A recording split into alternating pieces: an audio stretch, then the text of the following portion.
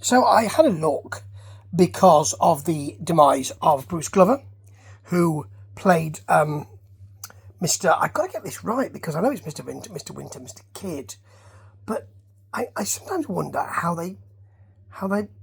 it's with Putter Smith, isn't he, in this movie, and he plays Mr. Wint, doesn't he? This is 1971 Bond movie, Diamonds Are Forever, and I had a look at it last night. It's an odd little movie, isn't it? It's an odd little movie in the Bond canon. I mean, it's not ridiculous, not like Octopussy or anything like that, with Stephen Burkoff doing his sudden shouting and then being very quiet again, and many other things like dressing Bond up as a clown. Don't dress Bond up as a clown. But this movie is a bit odd because you've got Sean Connery coming back, haven't you? And I kind of feel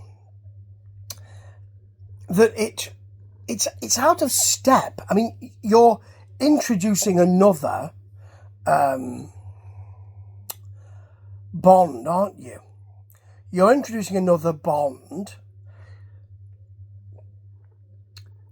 in the next movie, Live and Let Die, in 1973. You've got Roger Moore coming in, haven't you?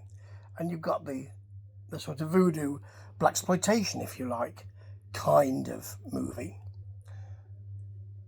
This one is purely a caper.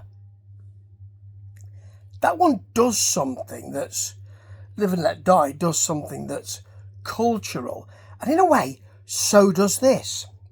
Let's talk first about Mr. Winter, Mr. Kid, Bruce Glover, and Putter himself. Now, Putter Smith, not an actor, a saxophonist, a jazz saxophonist, and you can kind of tell, but they're extraordinary.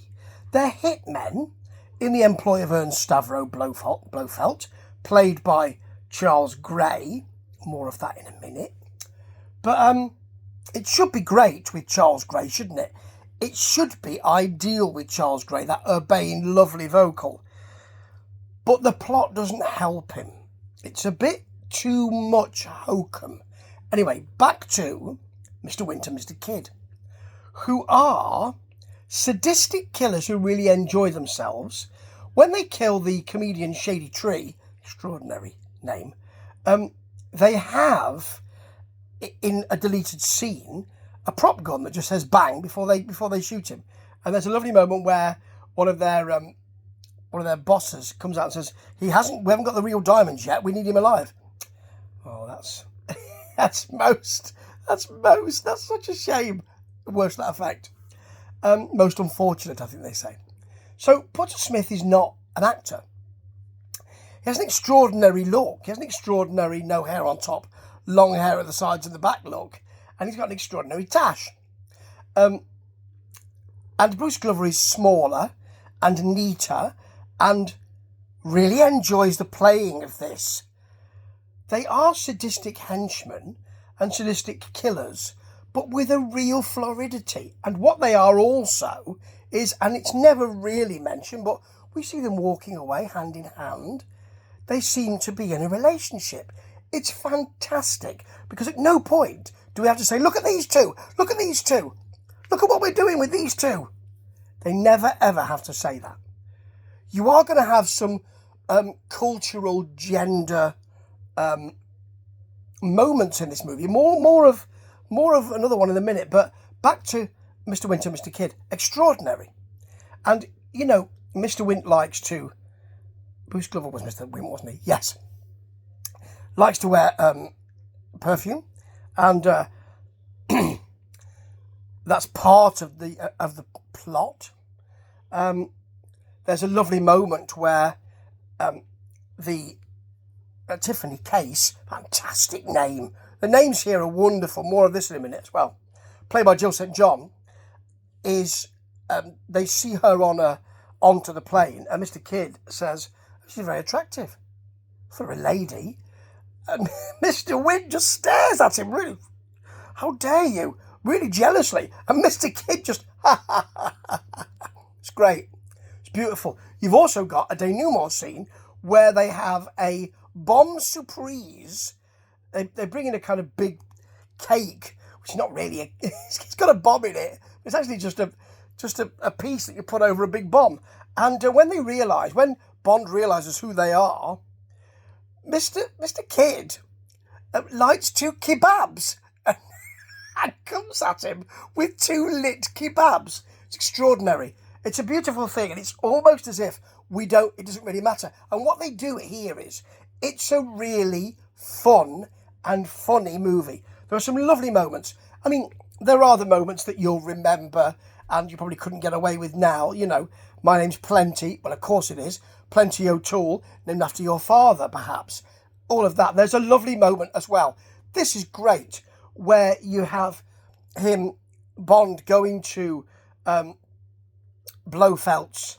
Well, one of Blofeld's, they're not really his, more of his plot later. But one of the, I suppose it's a scientific compound.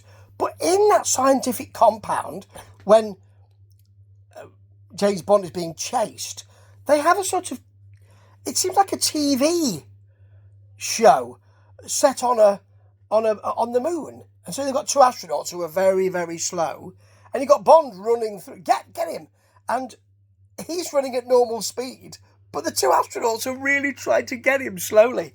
There's a lovely car chase through Las Vegas, beautifully done. And the humour of this. There's also a lovely moment where the mafia are in there, and they pick up Plenty O'Toole, named after your father perhaps, and throw her out of it must be a 10-story window, hotel window, and she lands in the pool. And he says, well, at least she landed in the pool. And he said, I didn't know there was a pool out there. Lovely moments. And it's done without that kind of, hey, isn't this funny stuff of, I think it's Moonraker, isn't it? When you start getting Alfie Bass as consumptive Italian or consumptive Venetian, and you get the double take pigeon where they have to, it's terrible. All of that, and Let's Go Surfing Now, all of that. And also, you know, J.W. Pepper, who I quite like, but I very much like, but it was the way they were going. This is effortless. It's just a bit odd. You've also got that cultural gender thing. It's not sex, gender, because it's cultural in this respect, as far as the film goes, in my view, of Bambi and Thumper, who are female assassins or bodyguards who are very gymnastic and beat up James Bond quite effortlessly. There are some massive issues in this movie, though. Although Jill St. John is not one of them. You can't work out from the script, and I suspect she didn't even know playing it, whose side she's on. She's all over the shop. She's always trying to find her way through, and there's no reason why she shouldn't. No reason why she shouldn't. It's very relaxed. It's beautifully done. You have the issue with Charles Gray pretending to be Willard White, who's a sort of Howard Hughes character. He's got loads of property and all that, and he's put him in a summer house, in a strong room in a summer house, and whenever anybody rings up, he's got Willard White's voice. We've already heard George Baker do that on the previous movie, on Her Majesty's Secret Service, the best Bond movie in my belief, and the best Bond as well, Lazenby, I have to say, in my belief. But and a Bond who was asked to do an awful lot, including emote, and he managed it for a non-actor. It's great. But, you know, George Baker had already done that as Sir Hilary Bray. You know, I don't know why they didn't let Lazenby do the voice. So it's a bit weird. And at the end of it, you've got him trying to get away in his submersible, and Bond making him look a right dick by operating the crane that's picking up the submersible and smacking it around the oil rig that they're on. It's a bit weird. It's really, Charles Gray does not get treated that well. He's dressed up as a woman at one point, really going for it. He's leaning into that, and that's really comfortable as well. But it's a bit jarring at times. And that's what happens in this movie. Some of the things work and some don't. But I'll tell you something. There's a blooming lot of stuff in here. It's a step outside of what you expect from Bond. And also a palate cleanser in a way for, got a new Bond now, and this is going to be a totally different movie. And Live and Let Die was a totally different movie. This is something outside of the ordinary. Because Her Majesty's Secret Service was moving forward and they offered Lazenby the work by a lot of accounts, and he turned it down by a lot of accounts. Why he turned it down? There's an awful lot of retelling in that, isn't there? But that was more of a, well, we're doing a Bond movie now. This was, well, let's have some fun with this. It's great. It's got a real sense of enjoyment and lightness of touch, and Guy Hamilton directs it with a real romp but a real wink. It's lovely. A romp and a wink. It's lovely. Jill St. John's great in it, and I don't quite know why. There's a great theme tune with Shirley Bassey, of course. She'll do one more. Didn't really like it, Moonraker. It's not a patch on this. And it's beautifully done. Connery has really enjoys it. He's clearly not coming back for any more. Maybe I'm looking through the prism of history, but it feels like, well, I might as well just have some fun with this.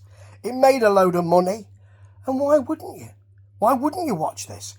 But it has that real openness about it and fun about it, and challenges culturally about it. And Mr. Wint and Mr. Kidd are incredibly successful. Incredibly. And in a Bond movie, that really shouldn't have happened. It's a big step to take. They take it with absolute sure-footedness and absolute aplomb. And it is one of my favourite Bond movies of all time. And I didn't think that until I saw it last night. That is how good this is. Watching it in a different way just opened the whole thing up for me. That is a sign of a great movie. And you wouldn't expect anyone to say that about a Bond movie, would you? Ta-ta.